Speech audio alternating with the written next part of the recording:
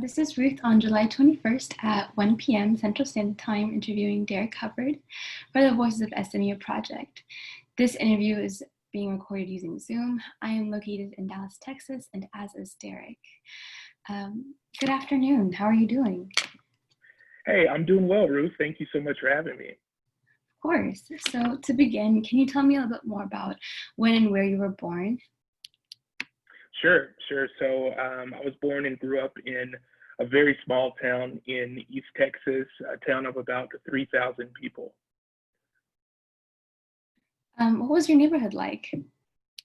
Well, so as you can imagine, growing up in a very rural town, it's small to say the least, and there's a lot of farmland and livestock and animals all throughout the area, and it's very much one of those towns where a good majority of the people know one another. So I even think about myself as I began elementary school and then finished up high school in the same town.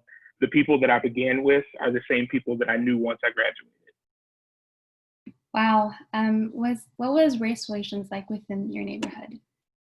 Well, I think so often here in Texas, especially in small rural towns, East Texas, West Texas, and everywhere in between, you tend to have, in my opinion, heightened race relations. So the town itself was predominantly white, and from there had very small minority groups represented within my hometown as well as the region at large. So, in many ways, I feel like the race relations that are mirrored in other parts of the country, it really was a microcosm there within my hometown because we had some of the same issues. A lot of times people are set in their ways. They have ideas and beliefs that have long been held before they even got here, and it's been passed down generation to generation. So even when I was growing up there in the 90s and 2000s, I still saw that, I still experienced that. And it's an unfortunate situation, but completely makes sense whenever you consider the source and consider the town and how people move in and out of the region. So you mentioned that since it was a small community, you went to school with the same people for the majority of your life. What was that like? How was high school like just being with the same group of people for so long? Yeah, well, I didn't know anything differently. So it was my life. It was what I was used to. So for me to experience something different or to meet people who didn't have the same background as me or didn't grow up in the same way that I did, it looked very foreign to me. However, as I think about going through high school and still being with some of the same people that I began with a few new classmates sprinkled in here or there each year, it was one of those things where we all knew each other. We all were active, likely in some of the same activities. The organizations that we had on campus, if you saw me in one organization, I knew who I would see, from my class in the same organization, and then we'd go from one meeting to the next, and it would be some of the same people, and maybe one or two different folks within there. So I think in many ways that's the beauty of growing up in a small town. There are a lot of things that you are able to put your hand in, but very few people to do it. So it gives you the opportunity to try a lot of different things and have a lot of varied experiences and interests all within this one space. So, whether it was Spanish club or, homecoming committee, student government, you name it, I did it. And so many of my classmates also did the same thing. So what led you to SMU? What prompted you to choose SMU? Yeah, so I am very honest about that decision in the respect that SMU was not at all my first choice. And it wasn't even on my radar, to be 100% honest. I didn't have anything against it. Nothing negative had happened. But for a good majority of my childhood, and even once I, started high school and began thinking about what comes next, what college, I would want to attend, I was full steam ahead on the University of Texas. That was where I was going. I knew that that's where I wanted to be. And I was accepted into the university. I had put down a deposit on housing, and it was, I want to say maybe November or December of my senior year. My housing deposit, like I say, went in October, and I had my acceptance around that same time. And one of my brothers, who I graduated from the University of Texas, he reached out and just asked, hey, you know, how's the college search going? What's happening? You know, and we were talking, and he said, well, I think you might ought to look at SMU. They have this really great leadership scholarship program, and you seem like you would be a perfect fit for it. And so he sent me all the information, and you know, I looked it up. And it's funny, as I think about this was before I had high-speed internet. So I was on 56K. You probably don't know about that, Ruth, but there used to be something that was a lot slower than high-speed internet that we have now. And so I was looking up as much as I could about SMU and about the Hunt Leadership Scholars Program. And I thought, well, it doesn't hurt to apply. And I put in my application, did the application for the university, did the application also for the Hunt Scholarship Program, which I believe at the time was only an additional essay in addition to your resume.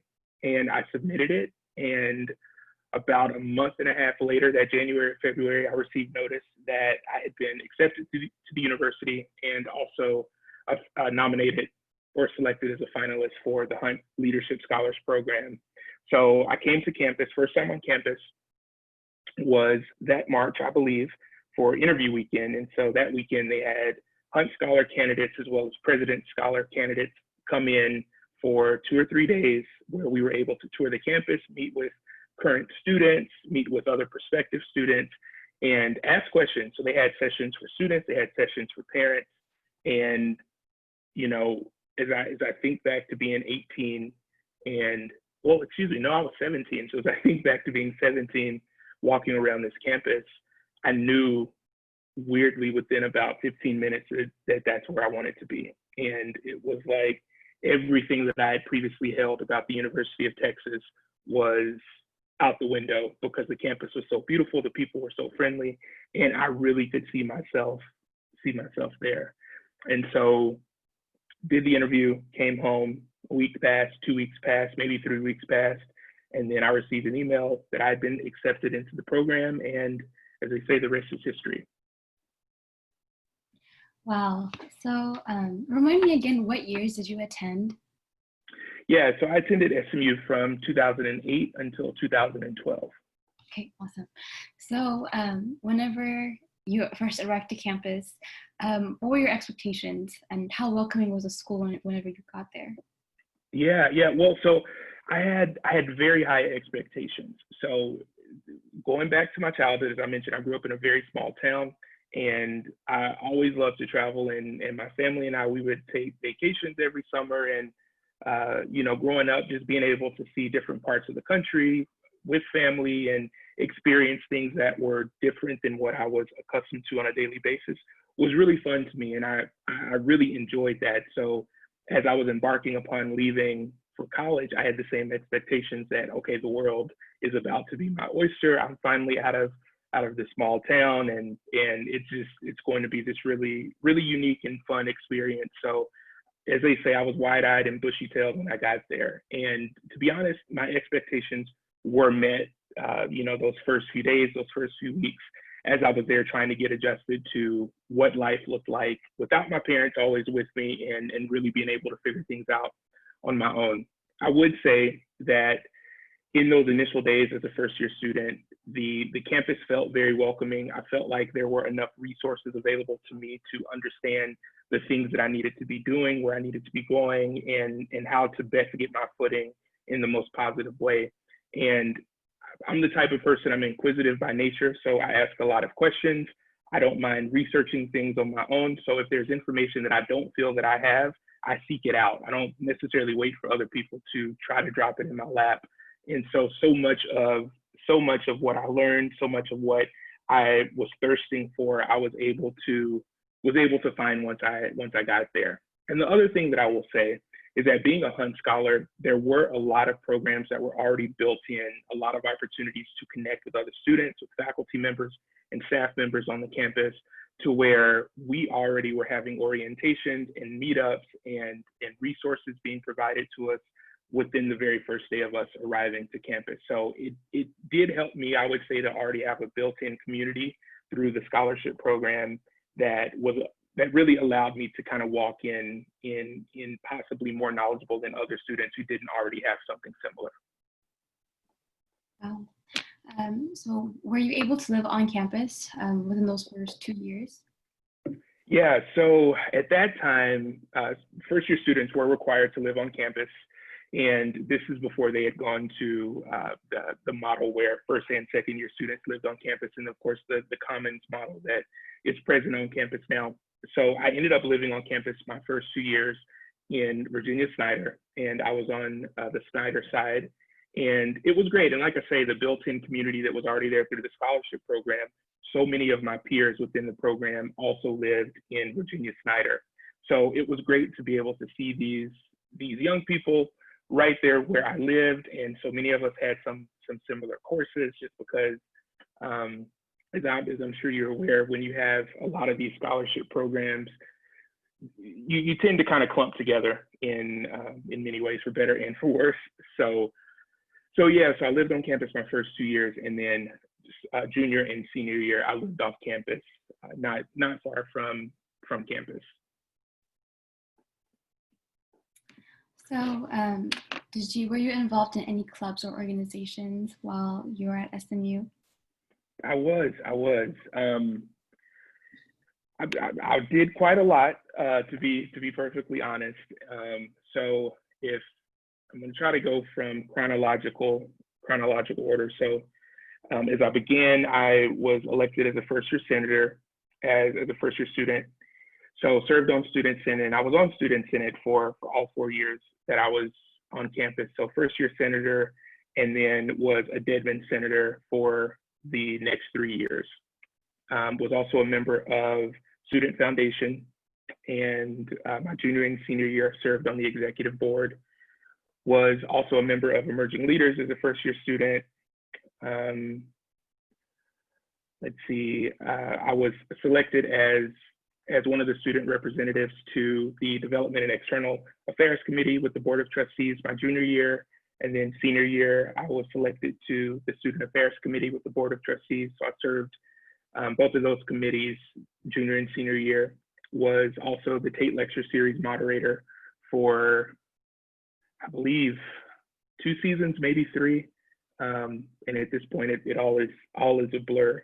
But that was really impactful and really great to be able to meet all of these fantastic people who were coming to campus and providing such insight to the students in the community. And so to be able to interact with them on a personal level and then bring these conversations to the students during the student forum in the daytime was really nice and really, really cool.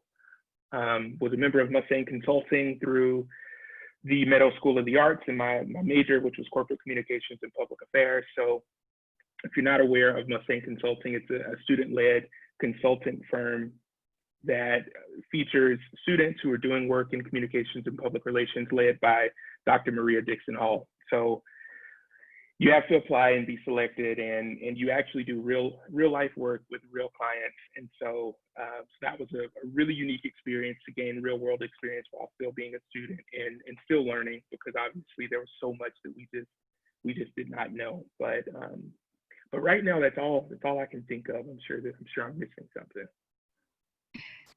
Were there any organizations or clubs that you felt like you were not allowed to join or shouldn't join?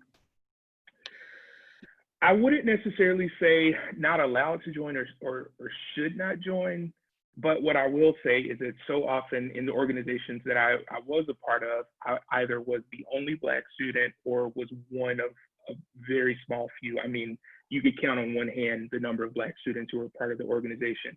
And it wasn't, to me, it wasn't necessarily that other Black students were not allowed or shouldn't join those organizations for whatever reason. You know, they just didn't, or if they tried to join, they weren't allowed into the organization. So I can't really speak on why or why not, but I did notice that, and I always remembered thinking that there's so many spaces that I'm operating in within the university where I'm either the only Black person or one of a small handful rather. Yeah. So seeing as how you're very involved within the SMU community, what did your friend group look like? What did your social life look like? Yeah, so it was varied. And I remember one of my friends used to joke that she couldn't walk around campus with me because every few minutes we would get stopped by someone that I knew. And so I was really proud of that. And it was one of those situations where I knew people in every corner of the university. So whether that be because of the scholarship program or because of organizations I'm a part of or because of Tate Lecture Series or something else that I was doing, I was very blessed to have built really strong relationships with my own classmates as well as upperclassmen or lowerclassmen, depending on where I was within my 4 years there, that really allowed me to have a variety of friendships. So, you know, I always wanted to be the person that was approachable, that was loving to people, that was kind to people, that, you know, wasn't trying to use someone for what they could provide for me or you know, what I could get from them or whatever it may be. So my goal was to truly be able to just be as kind as possible and to truly see people for who they were. And so much of that led me to know a lot of people and to have made really strong friendships with people who don't look like me, who don't believe like me, who have different backgrounds than me. And we could coexist in a way that was really cool and really special. So you mentioned like throughout high school it was a very small community, but it was well knit, and you were able to create relationships with almost everyone. Sure. Did you find similar things while you were at SMU? Considering how the campus is not massive, so you were able to create those communities. Like yeah. I definitely thought that, and again, I think that's part of just who I am and what my personality is. And even now, as a young adult and working professional, I live my life in that same way, where as I'm meeting different people, I try to treat them with respect and kindness and love in the same way in which I would hope that they would treat me. And so the older I get, the more I'm realizing that is in short supply. And I think when I was younger, I was a bit naive to the fact that people just don't do that. A lot of people just don't do that. And not many people believe that that's how we should be approaching other people, especially people who are different than us. And so for me, I'm really thankful for how I was raised, for the things that my parents, my family instilled within me, the things that I saw modeled, you know, in and out of home and in my community, because it really did help me to better create relationships with people. So as I transitioned from my small town to SMU in the greater Dallas community, again, I just brought those same ideals and those same beliefs and those same behaviors to SMU. Obviously, it was a much bigger situation in terms of people as well as land mass even and population. But just to be able to continue being that type of person in that environment did allow me to build that community and to be able to build community in an authentic and genuine way. Yeah. So you mentioned previously that you majored in corporate communications and public affairs. Yes. So what led you to that major, and like what did you hope to do with that? Yeah, well, so much like my decision to come to SMU was somewhat of an afterthought, my decision to major in communications also was an afterthought. So I'll tell you, I came in like so many first year students do. You think that you are about to conquer the world, and some do, some do. I did not. And I came in and I had all of these high expectations of, I'm going to major in business, I'm going to major in international relations and Spanish. And at the time, my goal was to go to law school, and then also, you know, once I graduate from law school, practice international law. That was my plan. So I was going to have a governmental focus, and I was going to be within that space, possibly working abroad, Europe, Spain, somewhere. And so those were my goals. And so my freshman year happened, and I started taking those prerequisite business classes. and they were no joke. And, you know, from microeconomics to macroeconomics to accounting to calculus, I started to notice a trend. I wasn't very good at those courses.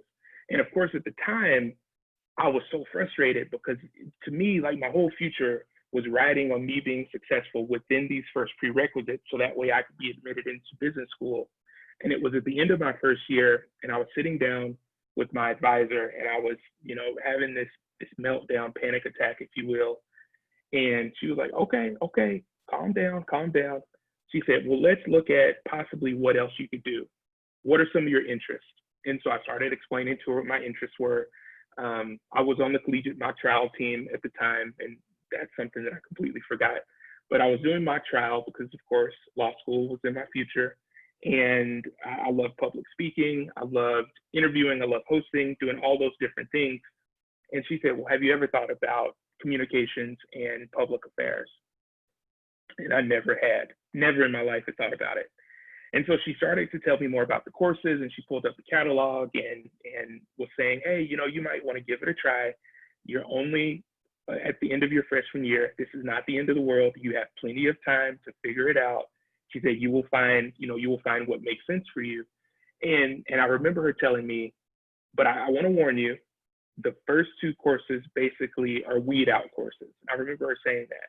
She said, they are going to be very tough because it's going to separate the people who really want to pursue that major from those who are just doing it, you know, on a whim or just because, you know, they need something else to do.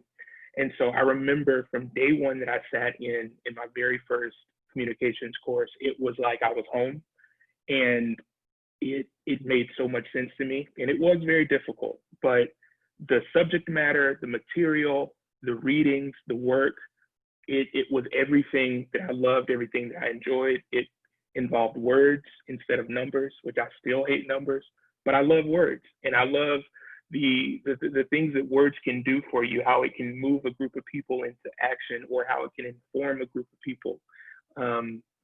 You know, it can help you emote and experience life. And that's what I got from that very first course. And so I knew right then and there, like, oh, okay, I probably should have been here this whole time. And so from there, I just doubled down in communications. I let go of international relations, let go of business, and I kept Spanish for some reason. And I just studied PR and communication in Spanish and loved every minute of it. I studied abroad in London. I even did an internship in London in financial communications, which is interesting. You remember I said I don't like numbers, but then I went and I combined words and numbers, which was a very cool experience. And I learned a ton about what it means to work abroad and how you really are able to use communications in a global way to continue your message forward. But it was a weird journey for me to get there. But again, the older I get, the more I learn about how it's important to kind of go through life in those ways, because we don't always know. And more often than not, we can't see what comes next. So just being able to experience life as it comes, and then saying, okay, I got here for a reason. Now, how do I make the most of where I am? That's good.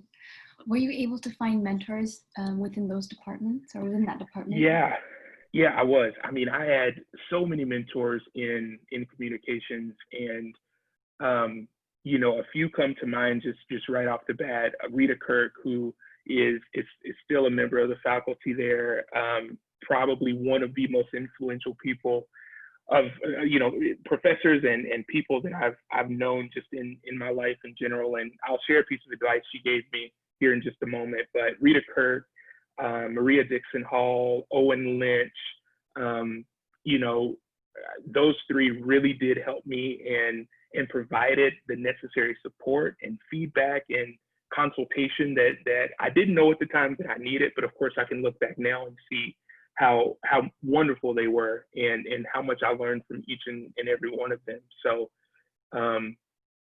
I'm thankful, because I do know that other students, not necessarily in communications, but in other areas of the university, might not have had the same level of support. And so, you know, I've reached out to each of them since graduating. I've connected with all three of them since graduating, and it's just really special to have that relationship. But quickly, I'll tell you, so Rita, gave me a piece of advice. And there was an article written kind of about this in SMU Magazine a few years ago. But she gave me a piece of advice that at the time I thought was absolutely horrible. And I said, this is not helpful to me. And I let her know how upset I was about it. And if you know her, even if you don't know her, she's the type that she can take it. She can take all of it. And she really didn't care how I felt, which is part of her charm and and the beauty of who she is. But I remember telling her in my senior year, okay, I figured out what I'm planning to do post-grad. I'm going to do graduate school. I'm going to study this, and then I'm going to work here and do all these different things. And we were at lunch, and she barely looked up from her fork, and she said, I think you're aiming too low. And I remember thinking, I'm looking at Ivy League institutions. I'm going to top programs in the country for the field in which I was looking to study. And you're telling me that I should aim higher? You know, and to me, I just didn't, at the time, didn't really comprehend it. And I spent a considerable amount of time arriving at this conclusion. And so to have a plan in mind and your mentor tells you, I actually don't think that's a good idea, or you should do more or think of something different, it just completely threw me off. And so what I learned shortly after that was what she was telling me was that if I was looking to do a graduate program, or if I was looking to advance my career in this way, if I'm going to do it, I needed to go straight to the top, you know, be looking at institutions that are not just the top in their program, but are top in the world. She said, you need to be shooting for that. And she said, and you also need to be working toward things that are going to advance you beyond where you are right now. And the truth of the matter, at that time, I just couldn't see that those programs wouldn't necessarily take me to the next level. I'm sure I would have learned more. I possibly would have had additional connections, but in terms of the things that I wanted to do in life, it would have slowed me down. But of course, I couldn't see that at the time, but she could. And what it forced me to do was abandon my plan. And I did something that I never in my wildest dreams thought I would do. I decided to go headfirst into a career that I had zero experience in, which was video production. Because my dream, and my dream still, is to really be able to have a successful career within the broadcast television space. And so I didn't study that in school. I had the communications and the PR background. And so she's like, you should aim high. And I said, well, I don't know how much higher I can get other than me throwing all of my eggs into this basket over here that I have no experience in. And to be honest, it really did set me on the path that I'm on right now, which has led me to Southwest Airlines, and to be able to be a spokesperson on behalf of the company and create content and host and do on-camera work. And I really do credit my success right now to that one piece of advice of you were aiming too low. And as I do things in my life, as I think about what's happening in my career, personally, professionally, I always hear her words, and I always kind of have to do a gut check with myself to say, okay, are you aiming too low? Are you really looking at this in the way that you know you can? Are you really living up to your potential? And thankfully, it has guided me into some incredible spaces. That's really amazing. So actually, my mind is like really blown right now. That's really amazing. But looking back at your time within the communications department, so you found really great mentors, but what did representation look like within those departments? Were there other professors or even TAs that looked like you, or just what did representation look like? Yeah, so I believe at the time that I was there, well, at least when I began in the department, Dr. Maria Dixon Hall and then he was the chair of the department, Mark McPhail, were, to my knowledge, the only two Black or African American professors within communications. And again, I'm trying to go from memory, and it's been a while, so I may be forgetting someone, and forgive me if I am. But representation was very small, and I even remember as a Black student, I was one of a handful. There weren't many of us, but one of a handful. And I do remember, for the most part, I was the only Black male. Now, I will say, when it comes to communications and public relations, so often it's an industry that is dominated by women. And so it wasn't uncommon for my classes to be the majority women, and maybe I was the only male, or there were only two of us or three of us. So that wasn't uncommon. And even as you get into the professional career of communications and PR, you really do see some of the similarities there, where it's predominantly female, and then you have, men sprinkled in here or there. But as I think about representation within the Black and African American community at SMU while I was there, it was very, very small. Were there microaggressions from professors or students within those departments? If so, how did you handle it? Yeah, so I've really been thinking about this one, and I think the best way for me to answer it is to say I can't think of any microaggressions that I experienced within the department or from professors or other students within communications. However, there were microaggressions that I experienced on campus, just in general. So, and at the time, I don't necessarily know if I even knew to classify them as microaggressions, just in terms of my own understanding of what was happening, what was being said, what my experience was. But as I look back, I think back to things as blatant as people wanting to touch my hair, or people coming back from a vacation and saying, "Oh, look, I'm as tan as you." Things like that so often happen. Another one, of course, would be people calling me by some other Black man's name and not my own.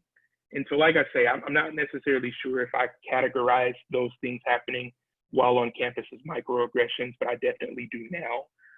But what I will say, at least from the staff and the professors within communications, I really did feel supported. I did feel seen and heard and valued. And again, I know that everyone's experience is not the same, but I really was blessed to have had the people in my life and in front of me through professorships and staff members to support me and really help me through that. But yeah, I can't think of any right now, at least from the professor level. And on a broader scale, were there any incidents that happened on campus that kind of highlighted racial tensions among students or just anyone on campus? Yeah. So I remember around homecoming, there were always issues. And so I was close to homecoming because of my involvement with Student Foundation. And so, as I mentioned before, my junior and senior year, I was on the executive board. And sophomore year, I believe I was on the homecoming committee. And so I worked very closely with homecoming, really 3 years of my 4 years there.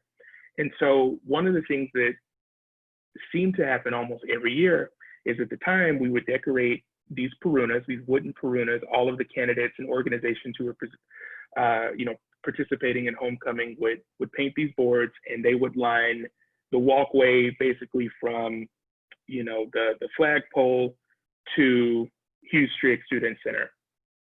And so it would be right there as you pass Clements. And then, of course, on the right, you would have the Cox School of Business and everything. And so for whatever reason, the Black student organizations, Perunas, seem to always get damaged around homecoming time, or words would be written on there that were inappropriate, or racial slurs, or they just be broken in half. And so I remember that being a prevalent situation that was happening all the time.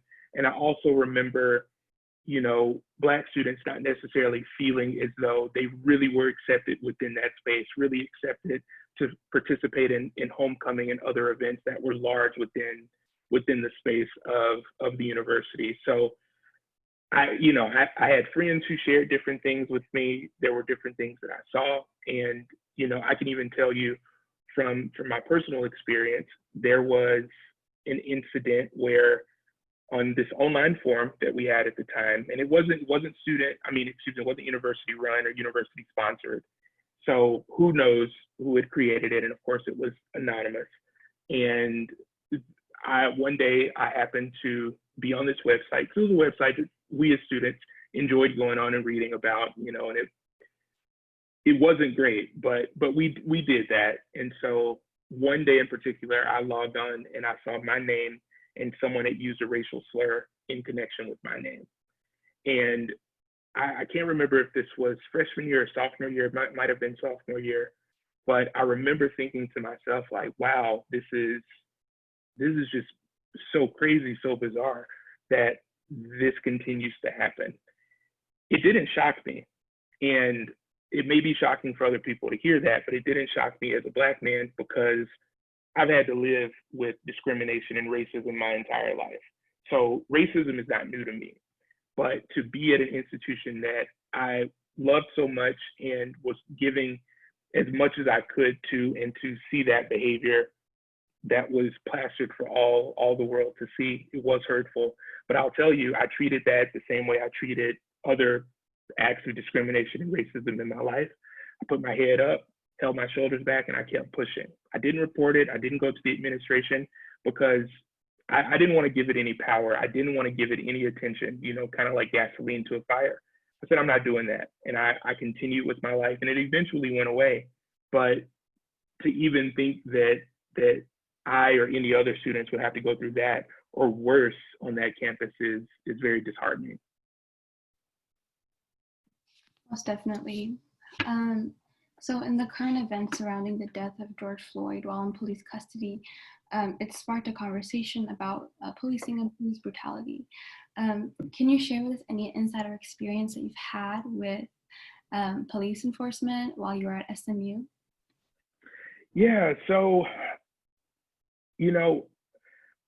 I do have strong feelings about what transpired in Minneapolis earlier this year and the use of excessive force and just simply put, there's got to be a better way, in my opinion, and there really does need to be reform. I don't necessarily know what the reform looks like, but I am hoping to be a part of those conversations, collectively as a community and as a country, as we move to find a way to really stop this from happening to men and women of color. There's no way around it. It has to stop.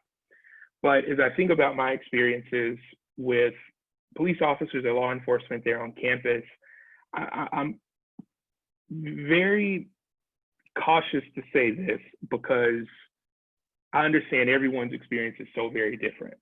But what I will say, my experience was positive. I didn't have any run-ins with SMU PD, any negative run-ins. I remember there were times that I might be walking in the evening on campus, and I believe it was my freshman year, one of the officers pulled over and he asked if I needed a ride to my dorm. And I said, okay, sure. So he gave me a ride to my dorm, and no issues, no snide remarks, no crazy comments, just very much, oh, hey, what year are you? What are you studying? Do you like it? How's everything going? I mean, it was just a very, very pleasant experience, very pleasant exchange. But there's one thing that I do remember, and I remember thinking, oh, well, I wonder if this would have been different had I been driving. So in my sophomore year, I believe that was the year that we had the snowpocalypse at SMU, and hopefully I'm getting my dates right. But a friend of mine that year, he lived off campus right on Hillcrest, so within walking distance of the university. And so me and a few other friends, we had gone to his apartment because campus is closed. We didn't have anything to do, and we're like, oh yeah, we'll go visit our friends. And so we go to his apartment, and I remember we all decided that we wanted Taco Bell, and we had walked to his home, so none of us had our cars. And so he said, okay, cool, I'll drive.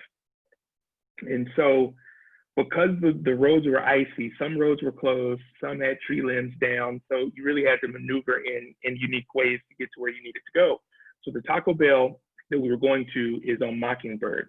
And so instead of us taking Hillcrest to Mockingbird, my friend at the time said, well, why don't we just go through campus? It will be quicker. And so we were like, okay, yeah, then no problem. Now, none of us knew when he said go through campus that he meant do something illegal. So what he did was he pulled from Hillcrest into basically the Humphrey Lee parking lot, which of course is behind Virginia Snyder. And he goes to the end of kind of that roundabout there and goes up on the sidewalk and where pedestrians and the bikes walk and goes onto Bishop Boulevard illegally. Because as you know, there's no access from the Humphrey Lee side to Bishop. There's not. And so I remember as he's doing it, we're in the back freaking out, like, what are you doing? Oh my gosh, what are you doing? And it's late at night. I mean, it might be 10 p.m., 11 p.m. And no sooner than we got on Bishop Boulevard, we heard sirens and lights right behind us. And of course, my heart's pounding out of my chest because I'm thinking to myself, oh my gosh, this is not good. This is bad. This, whatever it is. And so it was SMU PD. They get out. He rolls down the window and they're like, what are you doing? Basically, what are you doing? You can't do that. That was an illegal situation, whatever they want to call it. And he was like, oh, I'm so sorry. I live on Hillcrest and, we're students. We were trying to go to Taco Bell and we figured since the road, he came up with I just remember it being some bizarre excuse. And the police officer was like, okay, well, just be careful and don't do it again and let us go. And I remember being in the back thinking to myself, how different that potentially could have been had I been driving.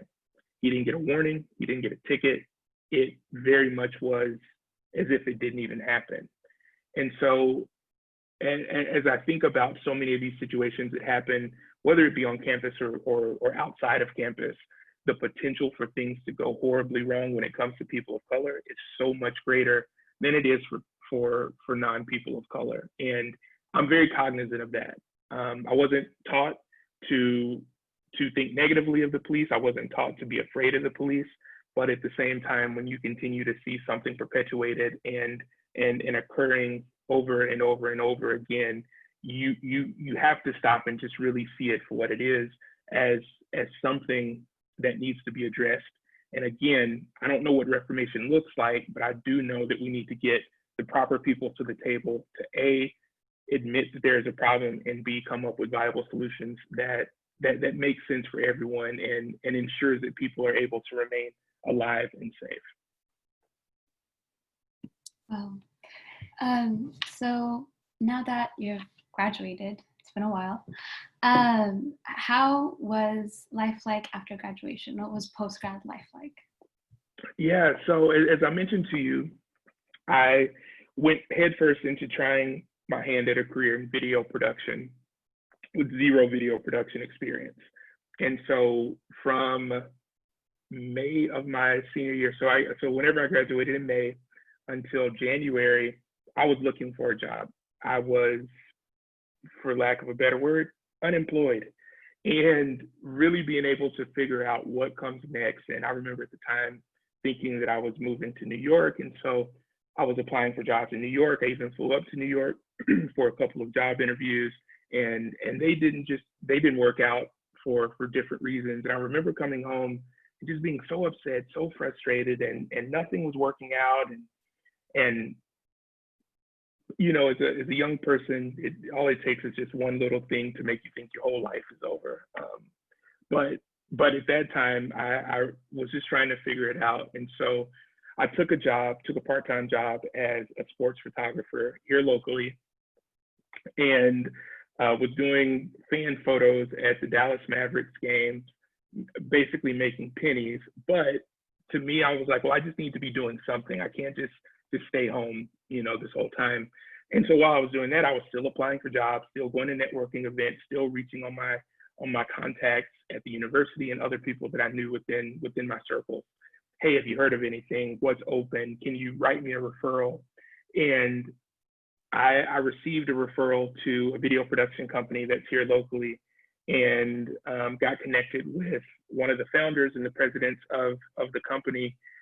And before I know it, I was sitting across from him, and I didn't think it was an interview. I thought we really were just going to have a conversation. But he was like, yeah, come up, we can talk, and I can learn more about you, you can learn more about us. And so it was at the end of the conversation that he offered me a job. And I was like, oh, okay. I didn't know this was a job interview. And so at the time, they were needing someone to build out their communications and public relations practice while also I could be learning about the business, video production, the ins and outs of it.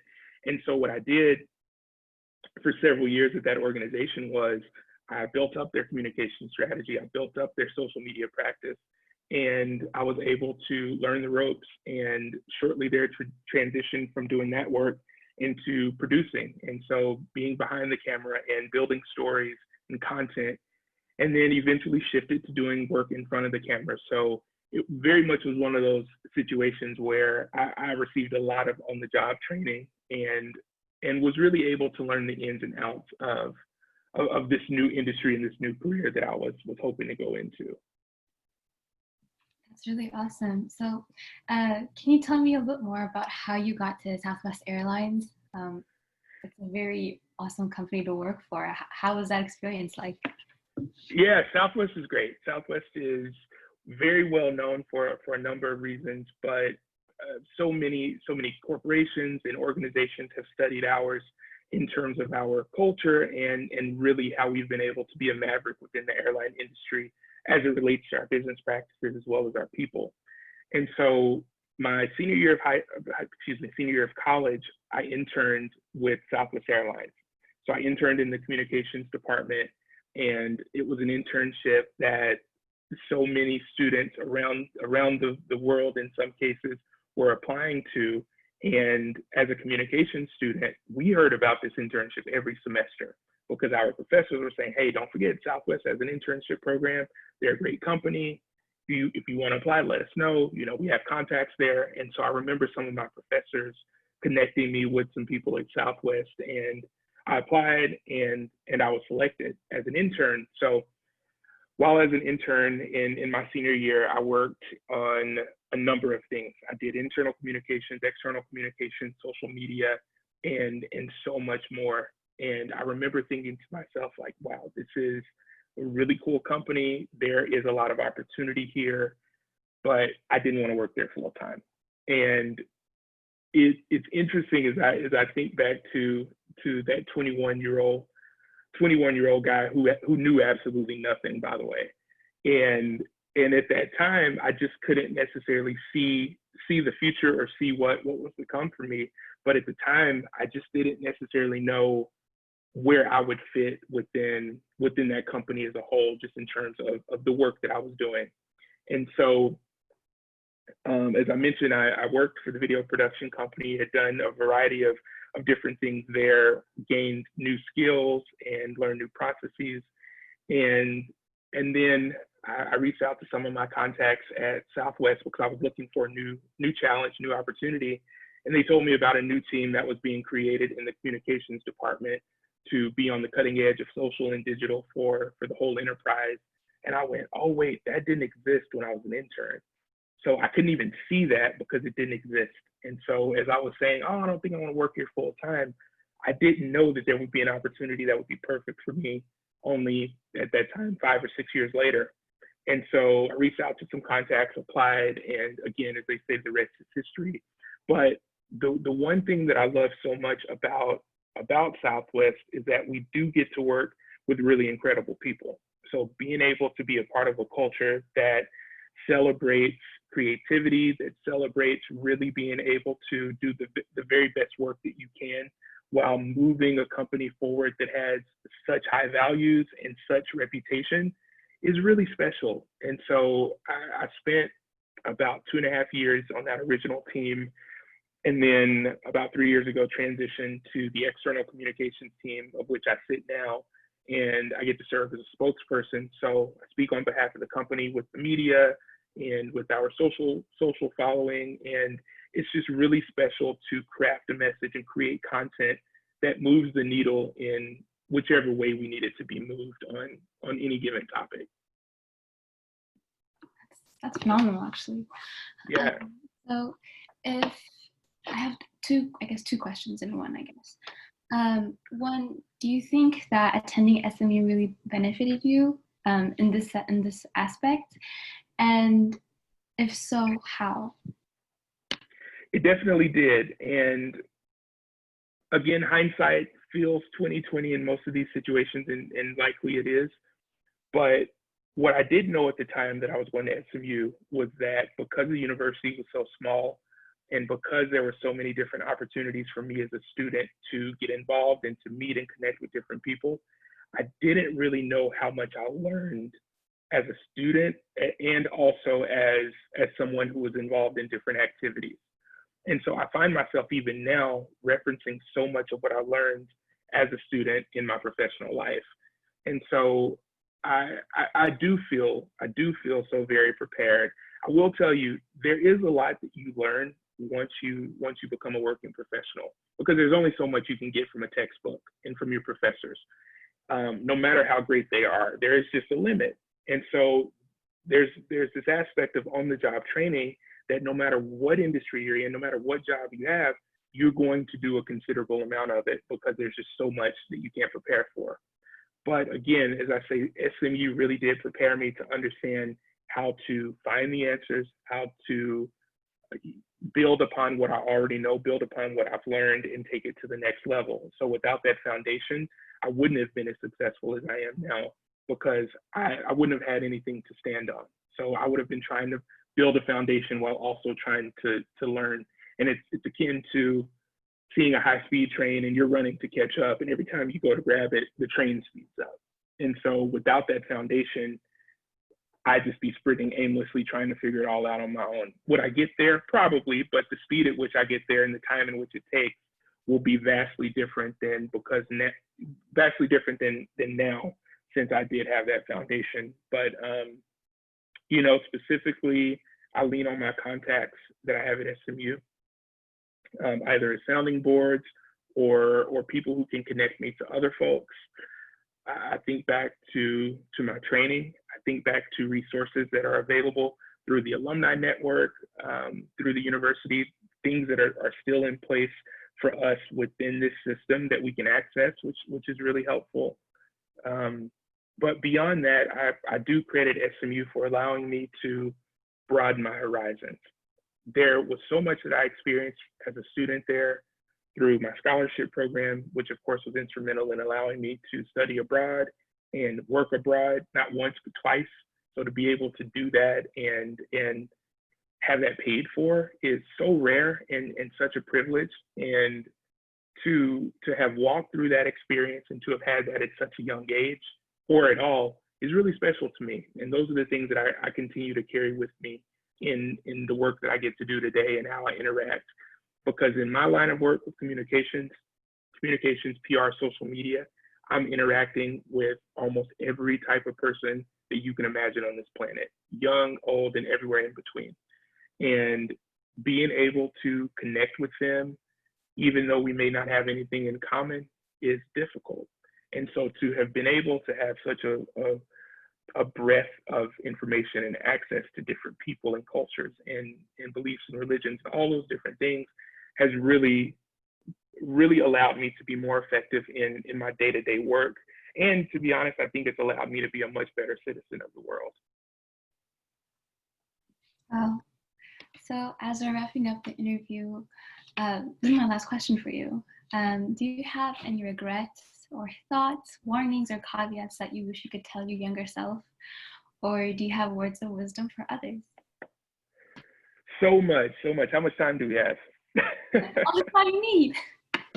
So much time. So I'll start with the regrets. I don't have any regrets. I'm very much one of those people that, sure, there are things that come up in my life where I go, man, I probably could have made a better decision in that moment. But I'm learning, and most recently I'm learning that that's not healthy and that's not really positive. And so instead of me looking and saying, well, why didn't you do that, or you should have done that, I then change that to, well, when the opportunity presents itself again, or if something similar comes up, just do the best you can to do better this time or the next time. And so it really has shifted my mindset, which has been so beneficial for me in a variety of areas of my life. But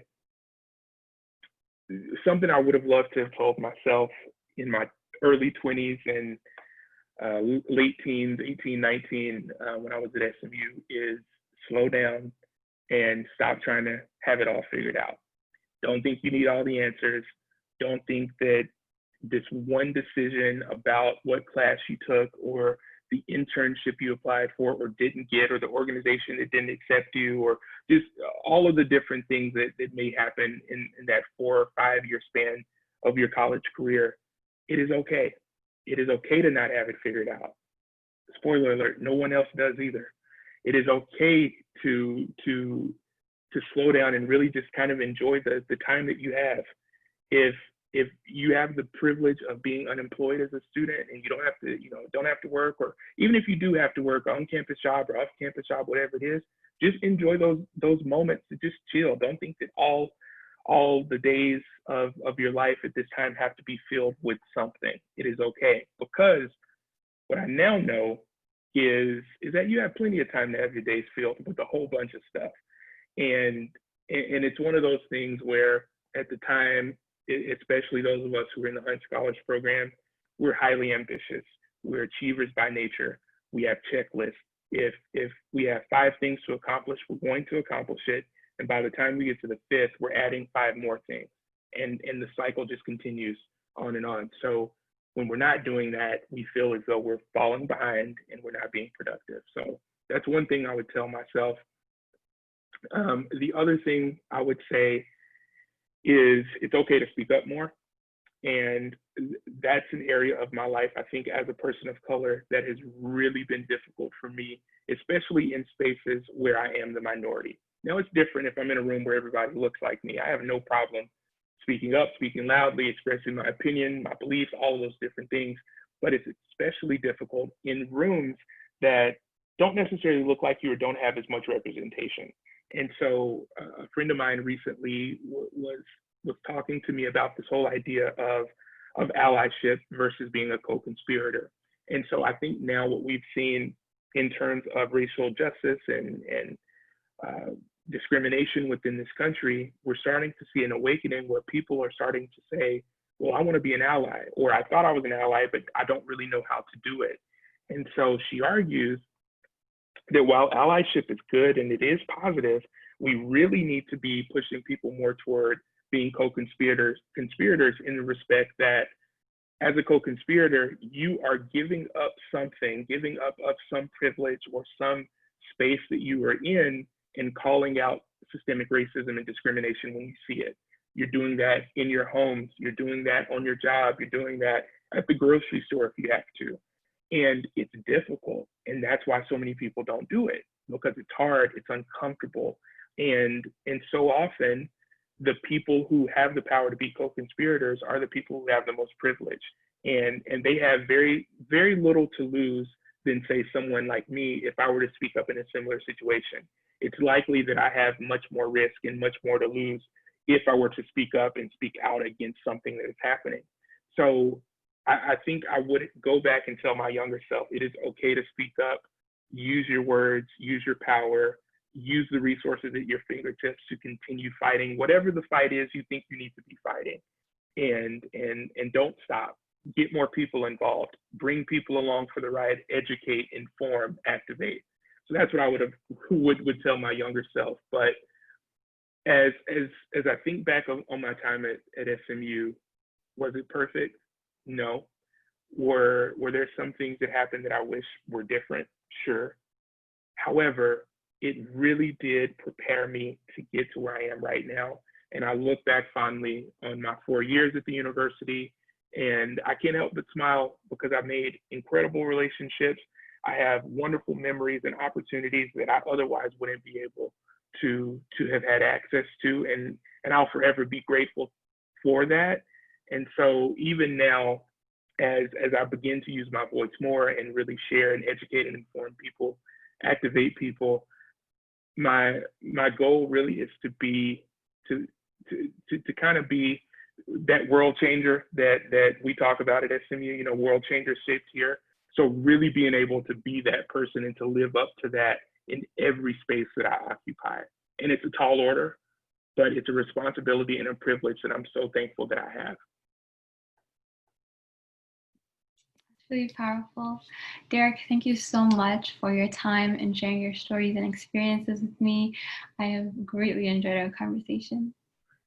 Likewise, likewise. And thank you, Ruth, and thank you to SMU and this project for going forward. So I appreciate the opportunity.